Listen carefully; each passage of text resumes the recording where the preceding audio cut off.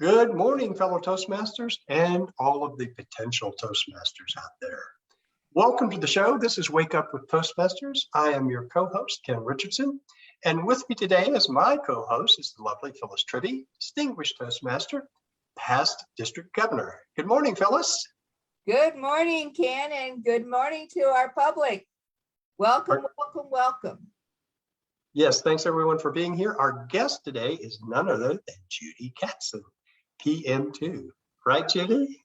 Right. Welcome, welcome, welcome. We're so glad you're here today, and we have so many things we want to talk with you about. The first thing I want to start with, though, is how long have you been in Toastmasters?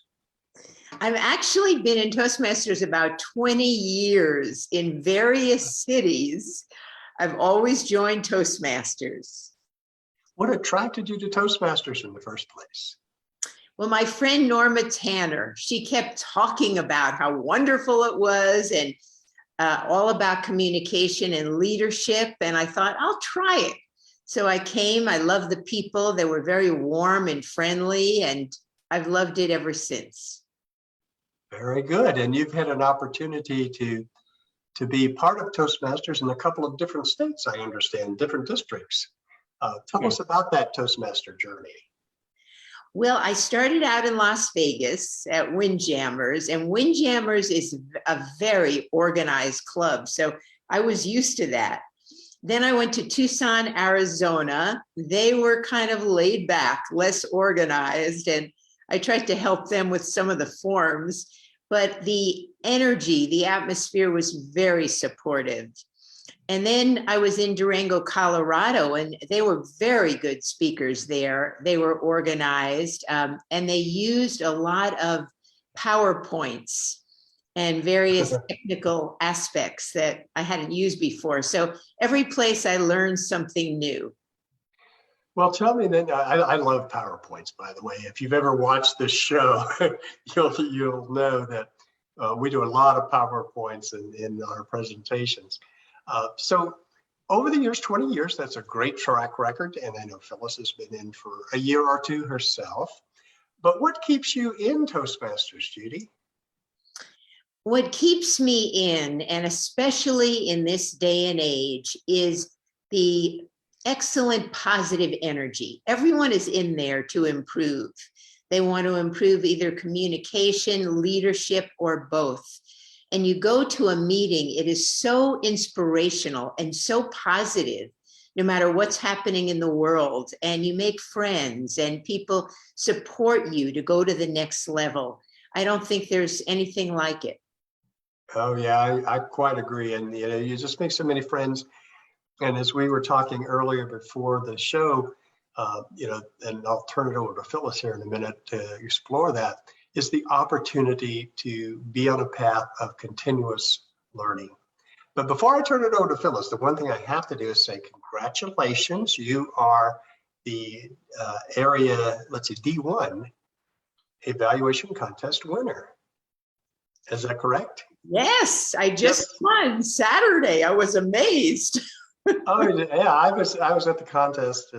Phyllis knows I love contests. I try to attend every one that I possibly can, so I was there.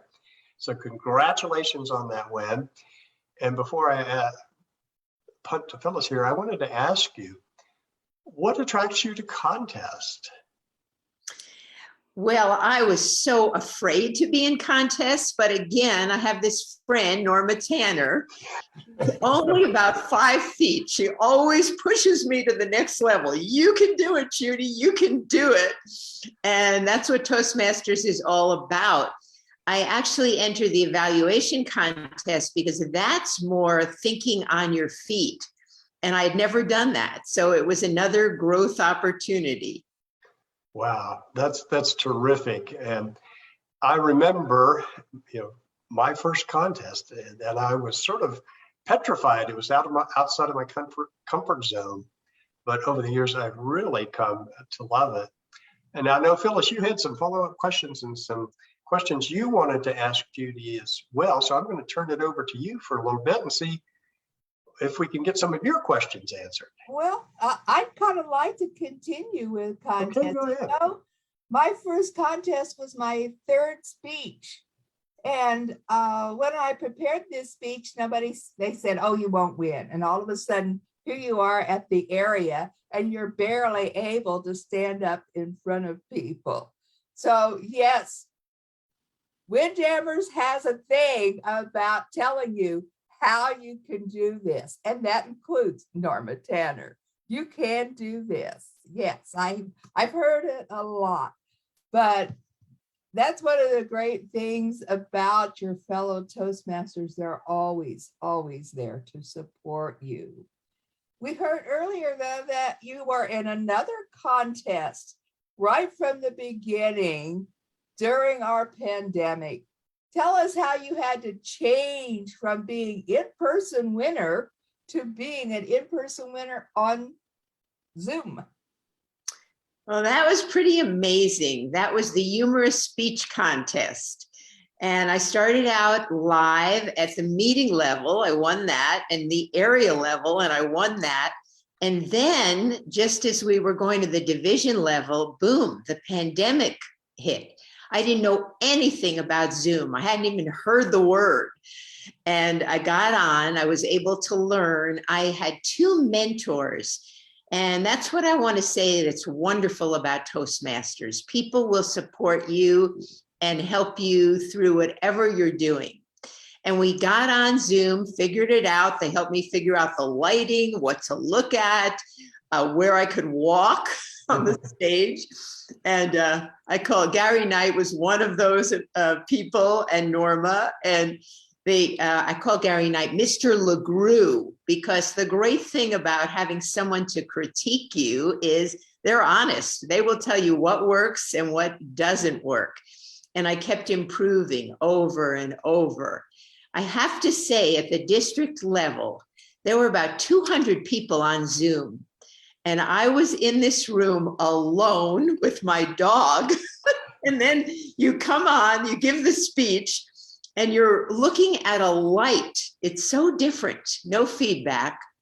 And I had no idea if I won or lost. So when I won, I was amazed. But I learned so much along the way about Zoom, and it's helped me to this day because I give webinars on positive thinking through a college. And so I knew about Zoom because of Toastmasters. Oh, well, that's a new subject for us. Talk about your educationals there, your webinar. My webinar. Well, I've been involved with an organization. It's called Wayshowers College. It's another growth leadership organization, and it's all about finding your strength within and how to have your pivot point, especially during this time of chaos. I give a lot of my speeches about that because I really believe in positive thinking. Between Toastmasters and Wayshowers College, where I give these webinars, I was able to get through the pandemic successfully. And it was a really hard time. We're continuing with a lot of chaos in our society. So we really need that pivot point of positivity. I would agree with you there. And I know that you're with Windjammers, and Windjammers has been on Zoom, been hybrid, went back to Zoom, went to in-person only, and now I think they're actually back to Zoom. Tell us about the thinking there. How did it rotate? What happened and why they went to the various outlets? Well, we're still live, Phyllis, just to let you know. Of course, we start on Zoom, and as soon as things seemed safer, we were able to get a place it's called Skinny Dugan's. And so we meet every Wednesday at 7:30. However, when we were on Zoom, we had people joining us from all over the country, and even someone from England. Mm-hmm. So when we went live, those people said, can't you make it hybrid because we want to be on too? So just recently we went hybrid. So we're doing actually Zoom and live. But I have to say, I love live. I love it. I love looking in people's eyes. I love being able to hug someone, and that positive energy is so wonderful. But that really expands Toastmasters. I know some clubs have people from Australia on there, and we can just keep expanding and inviting people from all over. Do you feel sometimes that when you're in the in-person meeting that you're leaving out those that are on Zoom? I always feel I'm not reaching everyone. Well, it is something you have to get used to, because you don't want to speak to the camera when you're live, and there's a tendency to speak to the camera. Instead, you have to use the stage, walk around, use your hands, and hopefully the people on Zoom will get the gist of it, but you don't want to leave out the people that are live either. So it's another learning experience. Absolutely, absolutely. Where they put the camera, where you sit in the room to be sure that you're on camera so people can see you that are on Zoom. Yes, it gets to be very technical. We both know Guy Dawson, are in clubs with him. And anytime I expect him to turn up with a chart that says, okay, this room, I put my camera here, has his chart all ready to go. He's so good at wanting the hybrid meetings, and I think they are a good thing. What do you think about membership? Do you think it's better with in person, or better with Zoom? Are some of your people that you expect to be in person only coming on Zoom? I think we're at a point now where all the people in town are coming live. It was a gradual process. And we're going to be reaching out to more people now that things are better in Las Vegas. You know, people are less afraid. They aren't wearing masks. So I think the live is a wonderful way to reach out to the local people. Our membership is still down since the pandemic, but we keep advertising live, and, you know, as people are more comfortable with that, hopefully they'll be coming, and we'll build up the membership, because Toastmasters is one of the most positive things you can do for yourself. I certainly would agree with you. I started out as a person that sat in a corner and didn't speak at all. And during my time as the district director, I spoke to 3,500 people. So yeah, they can really give you the confidence that you need to put yourself forward. So frequently, I think people join Toastmasters that do have that confidence problem and do not put themselves forward. They're afraid, shy. I'm not sure what it is, but that confidence can come with Toastmasters, and it comes from the backing of the people that are in your club. It's a great, great organization. I've always said Toastmasters is for everyone. There's something from every angle that you can use from Toastmasters. What else can we talk about, Ken? Oh, well, some of the things I wanted to ask Judy, I know that she's in the presentation mastery path. And you told me you've been in Toastmasters about 20 years or so.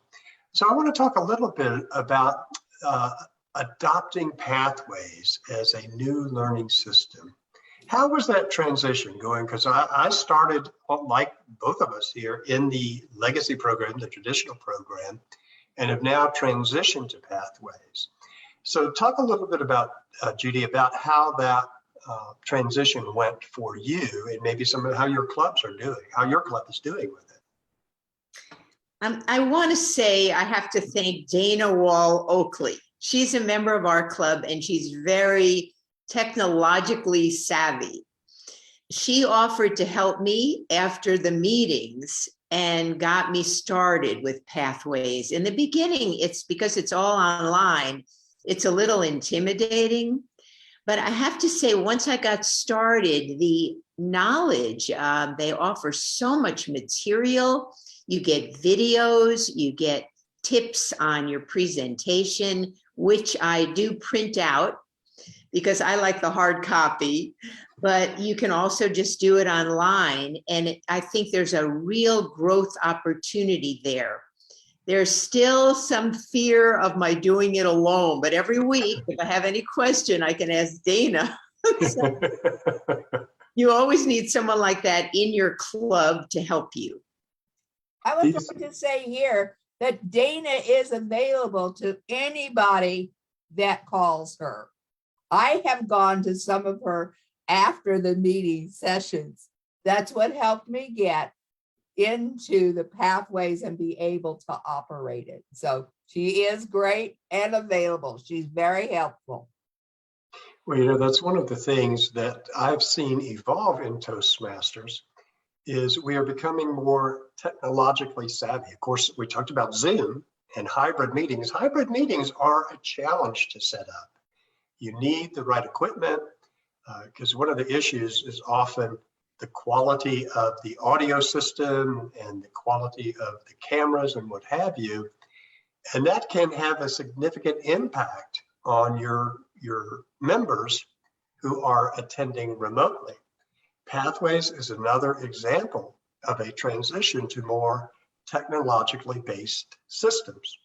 And I think it really helps if you have a Dana Wall Oakley in your club or in your area or in the district.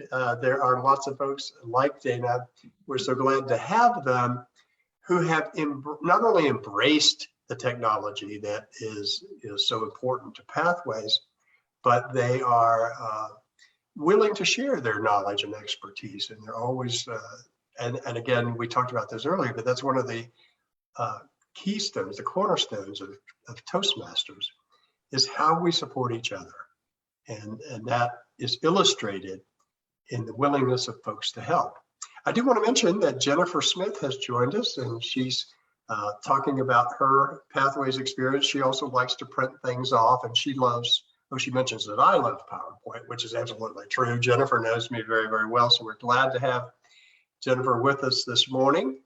And we're glad that she was able to tune in. She's a very, very reliable attendee. So we're always glad that she's here and poses some nice comments and questions. But getting back to Pathways just for a moment, one of the questions that I really wanted to ask Judy is, you know, we have these 11 paths. I think we started with 10, now we have 11, and you selected presentation mastery. What led you to that decision? I guess it's because that is my goal. People have different goals when they get into Toastmasters. Some want to go through leadership more. For me, I love the speeches. It's just part of my life purpose. I just love them. So presentation mastery really focuses on the speaking aspect. I can relate to that. I love to give speeches and I find it challenging, and particularly in contest. What would you say to new members who may be reluctant to dive into Pathways? What advice would you give them?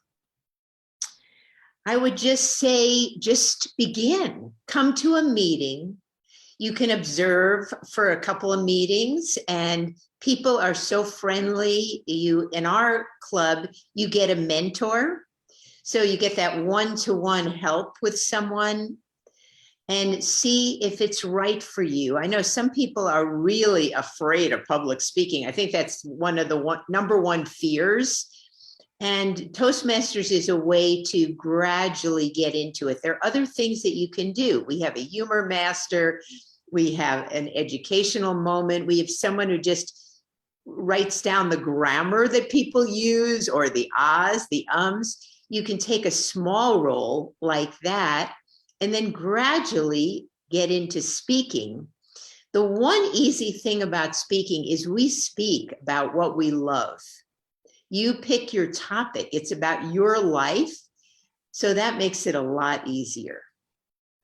Does it seem a little bit easier since you've gone through both the legacy program and you're now in Pathways? Do you think it's easier that it's now online, or was it better and easier when we were going through the paper system? I think it depends on the age of the person you're asking. So my age group, yes, legacy was much easier. I love those written copies. But if you want to stay young in our society, you have to learn the new skills. And the young people seem to adapt to online so well. I know I go to my grandchildren and ask them everything because they know it. I know. Yeah, that's the wave of the future. Well, I know I love what Phyllis and I have talked about this. You know, her attitude is so positive about, you know, Pathways is just a new way to learn. And therefore, if I want to learn, you know, that's what I'm going to do. So Phyllis, that seems to have served you well in terms of your embrace of Pathways and online learning. Well, I did the testing. There's a test and they decide what 3 paths would be good for you. You could either pick one of those or pick your own. They picked effective coaching for me. And so since I knew nothing about the Pathways, I chose it. Then when they gave us a free one, they had just entered with engaging humor. And what I found was that engaging humor was such an easier path for me to do that I was able to learn how to go through the paths and all the information there. So I'm kind of recommending that you pick the path that you think will be easiest for you so that you get the learning experience of how to go through the path, and then pick what it is that challenges you and start on that. That's kind of how I'm working on it. Well, I think that's pretty good advice. And the thing I would say to our listeners or folks who have maybe some reluctance about Pathways is just go exploring. It's, as Judy has said as well, it's one of the things that helps keep us young. It keeps our mind engaged and it keeps us moving forward. So I think it's a good thing, and you're not going to break it. You know, if you're, because I've talked to folks who are like, well, what if I do something wrong? Well, you know, you can just start over. You're not going to break the computer. You're not going to break the website. So don't be afraid to explore. And we've talked many times, Phyllis, the same thing about the TI website and our district website. It is, particularly the TI website, is an incredibly rich environment for learning. I mean, there's so many things, and we've explored that before, that you can learn simply by exploring the website. But for some reason, people seem intimidated.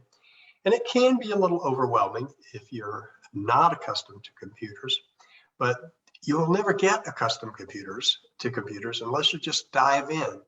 And I love, Judy, that you pointed up, you know, the need for a mentor, and every club should have a mentoring program to help new members get up to speed, and some of the things within the district that we have that can help folks. Both of you probably know that we have Educational Enrichment Night. That is the second Saturday of every month. It's an online educational program. There are classes that go from 6 p.m. to 7 p.m. and then 7 p.m. to 8 p.m. So we typically have 3 or 4 classes in each session that you can select from. And all of those classes and the registration link are in the newsletter, which comes out on the 1st of every month. And it's also posted on our D115 website. So you can see, well, is this a class for me? Is this something I want to take? And one of the classes that I teach is Introduction to Pathways. It's a very basic class primarily it's targeted to new members who don't understand the concept of Pathways, what it's about, and how they go about the selection process. So we spend an hour or so, 50 minutes, with some time for Q&A. For anybody that wants to learn about the different paths and what they consist of and how you move forward in Pathways and why it's an important learning system. Other classes, like I know coming up, we have troubleshooting Free Toast Host. You know, that's the website system that all of our clubs tend to use. And it is a terrific system. Now, it wasn't that way when it first came out. When it was first introduced, I was one of the naysayers. I thought, This is not user-friendly. It's cumbersome. I didn't find it very useful. But over the years, it has evolved to become really what I think of as an indispensable tool. So Gene Dunford's going to be troubleshooting, kind of in a class with not only Free Toast Toast, but with Meetup. So there's an opportunity there. And there are just a host of different classes. So if you're interested, it's free. You can contact me. My email is on the screen there, d115cgd@gmail.com. Excuse me. Another innovation that came from our creative program quality director, Gene Williams, is game night. That's the last Saturday of every month.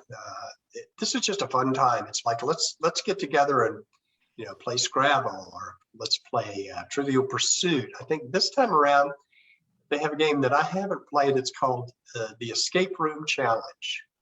So I'm curious about how that works out online. So that's something else. And then I know we're running short on time, but I do want to spend a moment talking about our upcoming conference. We talked about this before the show went live. It's going to be our first in-person conference as a district in District 115. When we started a couple of years ago, we were set to have a live and in-person conference at Samstown, I recall. And then the pandemic hit, everything got canceled. We haven't been able to meet in person. So this will be our first in-person convention. It's May 14th, which is a Saturday, of course.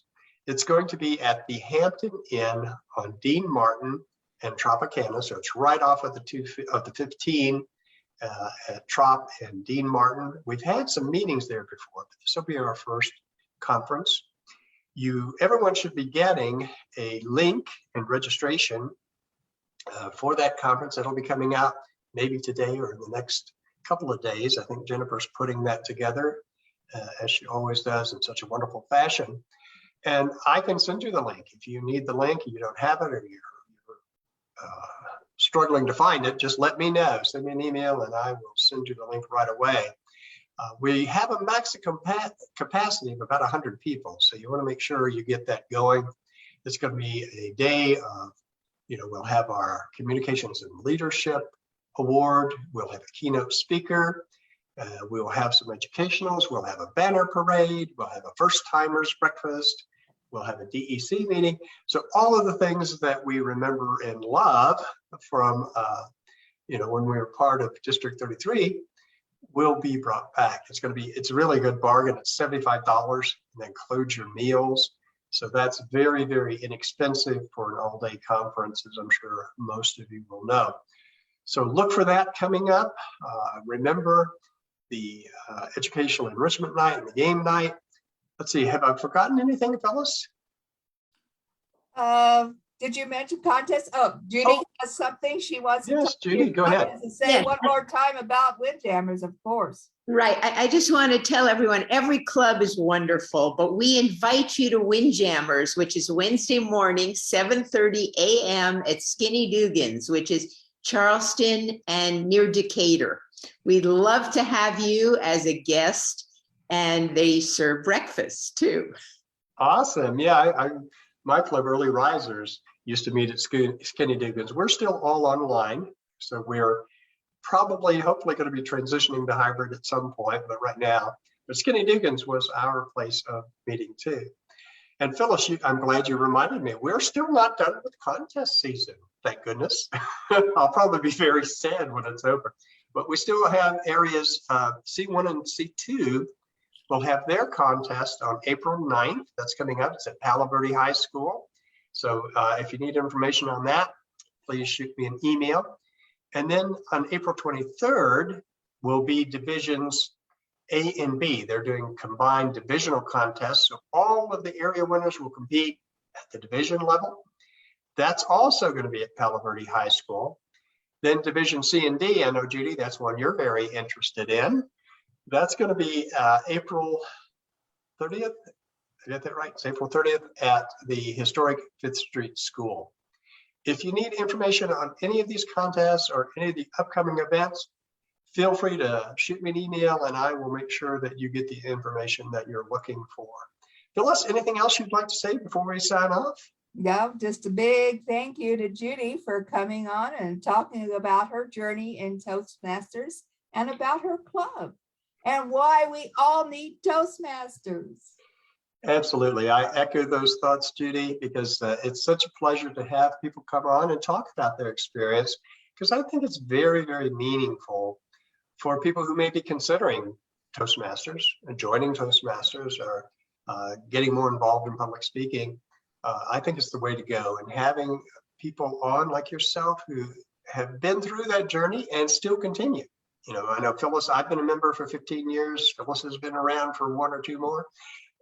And, you know, we continue because we continue to learn and we continue to make friends. And it's so unique among the different types of organizations that you can join that teach you public speaking and leadership. I think absolutely it's the best. I want to remind everyone, if you'd like to be a guest on Wake Up with Toastmasters, shoot me an email. Now you see Phyllis and I on Tuesdays and Thursdays, but we are not the only game in town. We have on Mondays and Fridays our program quality director, Jean Williams, and her co-host, Jean Dunford. They are on the show. Sometimes they have Anita Della Croce, who's also a co-host. And then on Wednesdays, we have our lovely guest today, our public relations manager, Jennifer Smith. She is the host of the show. So you have lots of options. We're on 5 days a week, 6 a.m. to 6:30, or in this case today, 6:31. All right, we are sad to say, concluding today's show. Thank you again, Judy, for being here. Any last minute comments, either of you wishes? I just want to thank you for the opportunity. It was really fun. Well, we're glad. I mean, the 30 minutes goes by so quick. So and you can come back anytime you want. So we love chatting with you and all of our members. So I wish everyone a very good day, and we will see you back here on Thursday. So have a great day, everyone. Bye-bye. Bye.